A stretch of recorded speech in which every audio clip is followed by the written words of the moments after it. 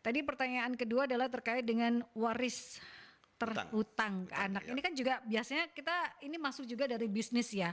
Betul. Bisnis itu kan juga ada hutang gitu. Kemudian saat si mayit ini meninggal ya, berarti kan meninggalkan hutang. Nah, seperti apa? Ini juga pasti sering terjadi di bisnis-bisnis gitu, Abi. Seperti apa? Jadi para pendengar dimanapun Anda berada, jadi yang namanya pembagian waris itu harus didahului oleh yang namanya hutang dan wasiat.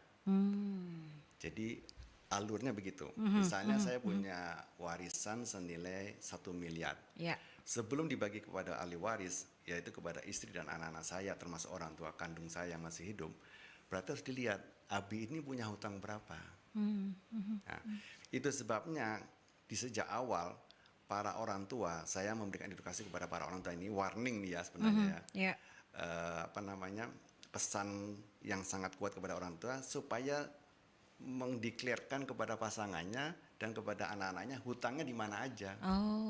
Apakah hutang jangan ditutup-tutupi gitu ya. Betul, supaya nanti pada saat kasus kematian kita itu bisa memverifikasi, melakukan pelacakan, inilah hutang-hutangnya Bapak yang benar, ini suratnya di sini dan sebagainya. Sehingga kita kurangi dengan hutang dulu, kemudian ditambah dengan pengurangan wasiat jika ada. Nilai bersihnya itu yang nanti dibagi waris.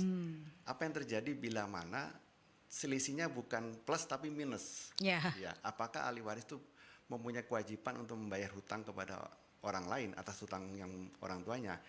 Di sini anak itu tidak punya kewajiban untuk membayar hutang orang tuanya. Tapi karena kita sebagai anak kandung, kita punya namanya etika, norma, gitu ya, adab, kepedulian untuk mengusahakan membayar itu, tapi bukan sebuah kewajiban. Karena kan sebelum mayit dikuburkan kan biasanya ada yang kalau ada hutang dari jenazah gitu ya, bisa menghubungi keluarga. Nah itu kadang masih, berarti kewajiban, anggapannya masih seperti itu, Abi. Kewajiban betul, tapi kewajiban si mayit.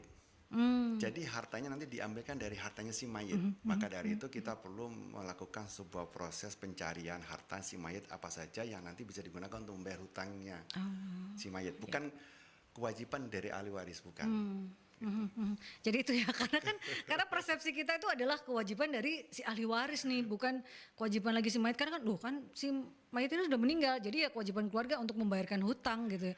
Ternyata tidak seperti itu ya. Membayarkan hutangnya betul, tapi sumber dananya dari si mayit. Sumber dana dari si mayit, kalau tidak ada ya dijanjikan dulu gitu ya, diusahakan gitu ya.